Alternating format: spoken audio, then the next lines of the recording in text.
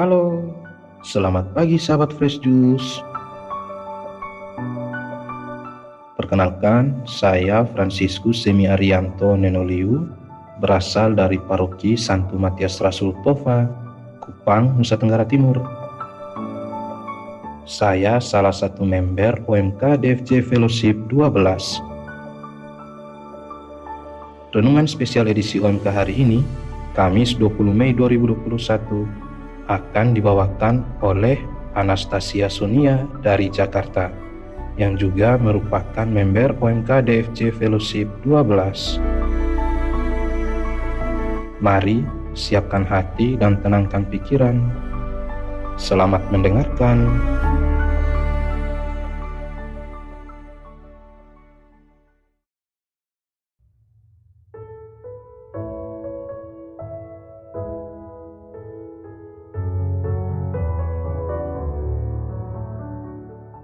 Shalom teman-teman Fresh Juice yang terkasih dalam Tuhan kita Yesus Kristus. Semoga kita semua selalu sehat dan dalam lindungan Tuhan. Jumpa kembali dengan saya dalam renungan spesial OMK Daily Fresh Juice. Marilah kita bersama-sama merenungkan dan mendengarkan bacaan yang diambil dari Injil Yohanes bab 17 ayat 20 sampai 26. Dalam perjamuan malam terakhir, Yesus menegadah ke langit dan berdoa bagi para pengikutnya. Bapa yang kudus, bukan untuk mereka ini saja aku berdoa, tetapi juga untuk orang-orang yang percaya kepadaku oleh pemberitaan mereka, supaya mereka semua menjadi satu, sama seperti Engkau ya Bapa, di dalam aku dan aku di dalam Engkau, agar mereka juga di dalam kita, supaya dunia percaya bahwa Engkaulah yang telah mengutus aku. Aku telah memberikan kepada mereka kemuliaan yang Engkau berikan kepadaku, supaya mereka menjadi satu, sama seperti kita adalah satu. Aku di dalam mereka dan Engkau di dalam aku, supaya mereka sempurna menjadi satu, agar dunia tahu bahwa Engkaulah yang telah mengutus aku, dan bahwa Engkau mengasihi mereka, sama seperti Engkau mengasihi aku. Ya Bapa, aku mau supaya dimanapun aku berada, mereka juga berada bersama-sama dengan aku, yakni mereka yang telah Engkau berikan kepadaku, agar mereka memandang kemuliaanku yang telah Engkau berikan kepadaku. Sebab Engkau telah mengasihi aku sebelum dunia dijadikan. Ya Bapa yang adil, memang dunia tidak mengenal Engkau, tapi aku mengenal Engkau, dan mereka ini tahu bahwa Engkaulah yang telah mengutus aku, dan aku telah memberitahukan namamu kepada mereka, dan aku akan memberitahukannya, supaya kasih yang Engkau berikan kepadaku ada di dalam mereka, dan aku di dalam mereka. Demikianlah Injil Tuhan. Terpujilah Kristus.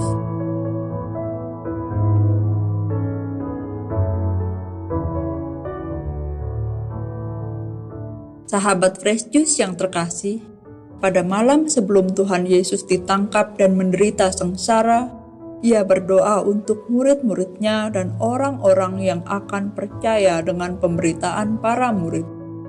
Tuhan Yesus sudah tahu lebih dulu kalau para murid dan orang-orang yang percaya akan mengalami tantangan berat, sebab dunia tidak mau menerimanya. Sebelum berdoa, Tuhan Yesus juga sempat memberikan nasihat kepada murid-muridnya, yaitu seorang murid tidak lebih besar daripada gurunya. Bila mereka menganiaya aku, pasti mereka juga akan menganiaya kamu. Oleh karena itu, Tuhan Yesus berdoa supaya mereka semua tetap bersatu, sama seperti Bapa dan Putra adalah satu, dan mereka juga bersatu dalam persatuan dengan Allah.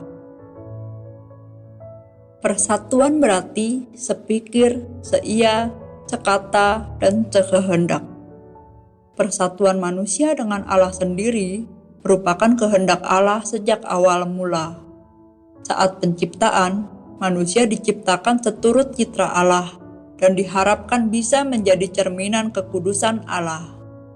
Begitu juga saat Allah memberikan hukum Taurat, beberapa kali Ia mengatakan, "Kuduslah kamu, sebab Aku kudus." Dan Tuhan Yesus juga kembali mendoakan harapan persatuan itu menjelang sengsaranya. Di sini ditegaskan kepada kita apa yang menjadi harapan dan keinginan Allah. Menjadi serupa dengan Tuhan berarti semakin banyak penolakan dan tantangan yang akan kita hadapi. Doa Tuhan Yesus pada Injil hari ini juga masih berlaku bagi kita sebagai orang percaya zaman now. Dewasa ini, bila kita menentang aborsi atau pernikahan sejenis, kita akan dianggap melawan hak asasi seseorang. Bila kita tidak setuju dengan kumpul kebo, kita akan dikritik sebagai orang kuno. Jika kita sering berdoa atau berpuasa, mungkin juga kita dianggap sok suci atau fanatik. Kita dianggap tidak mau ikut perkembangan zaman. Pengalaman tersebut juga dirasakan oleh Santo Bernardinus dari Siena, salah satu orang kudus yang kita peringati hari ini. Dia adalah seorang imam yang berani menentang setiap kekafiran dan ketidakpedulian umat akan hukum Allah. Santo Bernardinus juga mengalami pertentangan saat ia dianggap menyebarkan ajaran sesat karena menyebarkan devosi nama Yesus yang tersuci. Beliau sampai dipanggil ke Roma dan dilarang berkhotbah oleh Paus Martinus V. Tapi karena tuduhan-tuduhan kepadanya tidak terbukti, akhirnya Santo Bernardinus diizinkan untuk berkhotbah kembali. Kalau dari saya sendiri, saya ada kesaksian iman terkait keberanian untuk mewartakan Kristus. Jadi, ada tetangga saya yang non-Katolik memiliki seekor kucing betina. Dia cerita ke saya kalau kucingnya baru saja melahirkan. Tapi ada masalah, karena sebelumnya kucingnya ini sudah pernah melahirkan 2 kali, tapi sama sekali nggak mau merawat anak-anaknya. Artinya dia sudah 2 kali meninggalkan anak-anaknya yang baru lahir itu sampai mati begitu saja. Nah, pada kelahiran yang ketiga ini, kucing betina tersebut masih juga mengulangi hal yang sama. Saya kemudian teringat Santo Fransiskus Assisi yang bisa berkomunikasi dengan hewan. Jadi, saat saya misa pagi, saya mendoakan kucing tetangga saya itu dan memohon bantuan Santo Fransiskus Assisi untuk memberikan pengertian ke kucing tersebut agar mau mengurus anak-anaknya. Saya berjanji, bila doa ini dikabulkan, saya akan menceritakan ini ke orang-orang, termasuk tetangga saya yang non-Katolik itu. Tepat saya selesai misa, tetangga saya kembali menghubungi saya, memberitahu saya bahwa kucingnya sudah pulang ke rumah dan menghampiri sendiri kardus yang berisi anak-anaknya. Kucing tersebut mau menyusui dan merawat anak-anaknya.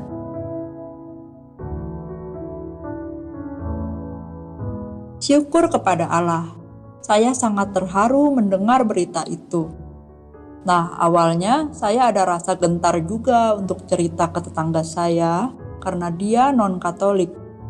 Tapi janji tetaplah janji. Saya pun memberanikan diri untuk bercerita, tentunya menyebutkan Santo Fransiskus Assisi juga dalam sharing saya itu. Dan tetangga saya berterima kasih karena saya sudah mendoakan kucingnya. Dan sekarang anak-anak kucing itu sudah tumbuh dewasa. Nah, sahabat Fresh Juice yang terkasih, betapa luar biasa membayangkan bahwa Tuhan sendiri mau mendoakan kita supaya kita menjadi kuat dan berani menghadapi dunia yang tidak mengenal Kristus. Marilah kita menjadi berani untuk seia, sekata, sehati, dan satu kehendak dengan Yesus, agar kita bisa menghadirkan kasih-Nya bagi orang-orang di sekitar kita, agar nama Tuhan semakin dimuliakan. Tuhan memberkati dan melindungi kita semua. Amin.